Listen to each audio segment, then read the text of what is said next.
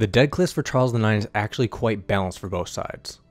Even though it can get quite chaotic at some times with super tight corridors and elevation changes, for the most part you can outplay your enemy and turn this map into your favor quite quickly. This map also accepts a lot of different types of gunplay. Pretty much any weapon type is viable here. Scout rifles, auto rifles, pulse rifles, hand cannons, and even the odd SMG or sidearm are usable. For safety and going flawless easier, however, I'd recommend sticking with scouts, autos, or hand cannons here as your primary. Since the map can catch you out in long sightline battles or close quarter battles, you should definitely mix and match weapon types with that in mind. What I mean by this is if you decide to take a primary scout rifle, then take an accurate SMG or auto rifle in your energy slot. Just make sure you have a backup plan when it comes to different areas on the map.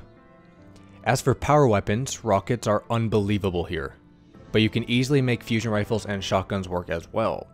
Snipers and swords are far too situational and risky. If you're really pushing for an easy flawless run, just run a rocket launcher. They are very forgiving, and enemies often get pinched in tight areas with no escape. There are two starting spawn points on this map, mill and lockers. Since they're survival, spawns will switch for players every time they spawn after that. I'll be explaining how to make the first push from both spawn points, then how to play the map as a whole once we get deeper into the rounds. Note that I am explaining both spawn points at the same time since they both follow the same strategies. Broken building is left from the mill spawn, and on the right from the locker spawn, while middle map is right from the mill spawn and left from the locker spawn.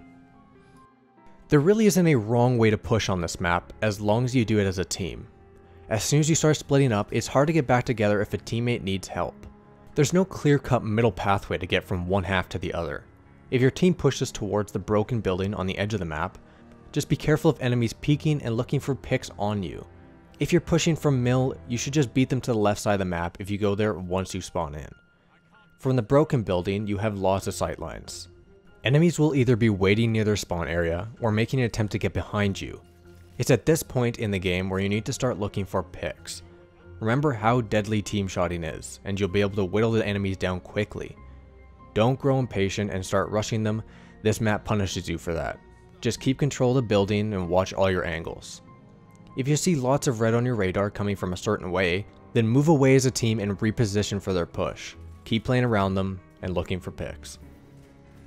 If you push middle map with your team off of spawn, then you need to control middle map and the building connected to it. If you can follow the same rules that I explained on the other side, you will be just fine. This location gives you a height advantage as well as an advantage if the round goes into overtime. Just be careful about sightlines and flanks on this side because there are plenty.